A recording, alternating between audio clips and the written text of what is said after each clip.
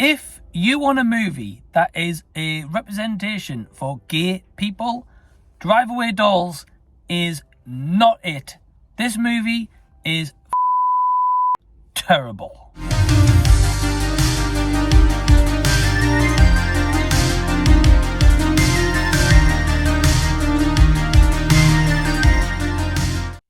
Hey everyone, what's going on? Welcome to the channel and thank you so much for taking your own time out to check out this video, whether you're new or returning. A little disclaimer before we start in today's video is I very much dislike this movie, as you've probably seen in the thumbnail title. So if you love this movie or really like it, this review is not going to be for you. So I would honestly recommend checking out now. But if you are here to stick around and hear my thoughts, let me very quickly give you some good recommendations or good movies. Number 1, Love, Simon. Number 2, Femme, that is actually on Netflix as of this video. And one that I actually watched recently called Monster. 3 movies straight away are really good and have gay characters in them. Recommend watching those, not this pile of trash that I suffered through at 11:40 a.m. this morning as I'm recording this video. Now, if you are returning to the channel, I am normally a very positive person. I'm normally very happy. I normally give movies the benefit of the doubt a lot of times, or sometimes even kinder than a lot of other people are. Case in point, very recently, Madam Web. This, however, is flat out a travesty, awful, garbage, and really should be wiped from the movie history books. It's that bad. It's that bad. Now, before I go into that and give you the rant as promised in the thumbnail, I do actually want to give a few little positives that I generally did have. I will give praise to Ethan Coen to an extent because he has made some great movies in the past as the Coen brothers. For example, Oh Brother, Where Art Thou? A fan favourite a lot of people like is The Big Lebowski, Burn After Reading. There's many, many more. This is set in the year 1999. I was born in 1990, so I grew up in this time. Do I remember what the 1999 was like? Yes, I grew up in this time. There's moments here, whether it's in the cinematography, whether it's in the set locations, whether it is the props they have on set, it reminded me partially of the 90s and in 1999, which I actually enjoyed. And I felt, wow, okay, well, this works pretty well. It looks as if it's in 1999, right? So I'll give them props for that. I do think that Margaret Qualley and Geraldine Viswanathan, if I got a surname right, have good chemistry. In this, you believe that they're actually friends, okay? I like the two actresses. I've seen them in far better things, of course, because this is terrible. I've seen them in far better things, and it's nice to actually see them paired up here, as they do both have a lot of potential. We do get some cool cameos. For example, Pedro Pascal, Matt Damon, Beanie Feldstein, Colman Domingo, and many, many more. It was awesome to see them. It actually has a good cast to this movie. But unfortunately, that's where my positive stops, and I'm going to get into the rant portion of this review and why I believe you should skip this one. So let's start with Margaret Qualley's character of Jamie. So the plot we've got here is Jamie and Marion, who is played by Geraldine. They go on a road trip or drive-away trip to Tallahassee, Florida.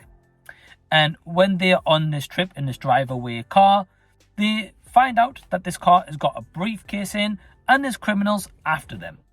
But what is terrible is, firstly, Margaret Qualley's accent is appalling. I'll give her props. She keeps the accent throughout the entire runtime, which a lot of time actors or actresses you can hear slip in and out. It was actually very consistent. I'll give her that. But the accent is awful. Also, her character is flat out annoying. She's not great. She's not terrific. The character is annoying. There's not one time you feel for this character, you feel sorry for them, you root for them, you want to be on their side. Later on in the third act, with the briefcase reveal, it is one of the most underwhelming stupidest and dumbest reveals I have ever seen in a movie. Yes, you can say, well, it serves the whole plot device and it makes sense in X, Y, and Z realms. It's flat out stupid. It really, really is. And you'll see why if you watch this movie or go on the internet and get spoilers. I'm not going to spoil it for you here. But it's dumb. We've also got transitions. Okay? So we get weird transitions throughout to get to the next scene. Some of them, I'll be honest, I didn't mind. I think, okay, a few of them I thought, yeah, you know, I like that. Okay, that's a unique transition to go into the next scene. All right, you know, instead of just a typical fade to black, right? So, again, those ones I don't mind. However, what lets all those kind of cool ones down is we get these random psychedelic transitions, and it just makes no sense, except for one of them, which has a cameo of a famous singer who I'm going to spoil, and that is Miley Cyrus. But the other psychedelic scenes, it almost feels as if they are literally filler in this already like hour and 24-minute runtime. So it's already got a short runtime as it is. Those scenes feel as if they're filler, or they're trying to be cool, stylistic, artistic, whatever you want to say. And as the movie goes on, you don't feel for these characters. I'll be honest, I didn't care. There's not one moment I felt, wow, okay, I'm really loving these characters now. I really wish there was moments where some of these characters did like a full 360 turn, or, you know, had me invested to the point I was like, wow, this is very clever. This is great. I'm actually really on board with this. This movie has turned my mind completely around, and I think that this is genius. No, I just felt that this movie was even worse than I previously thought it was worse. It is just so frustrating to the point that someone thought this was a good idea. They think, wow, Ethan Coen, great. He's got a very good resume behind him. Let's give him this movie. Let's watch this movie in terms of a screen test. Someone must have screen test this and thought, wow, bravo, you know, bravo. And I'm just like, if those people are screen testing something like this and these other terrible movies that's coming out, maybe we're firing. I hated this.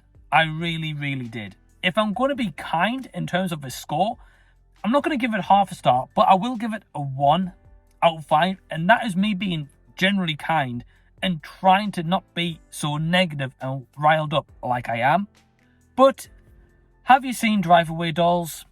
Are you going to check it out? Are you a fan of this movie? Are you not a fan of this movie? Let me know, and I'd love to continue the discussion down below.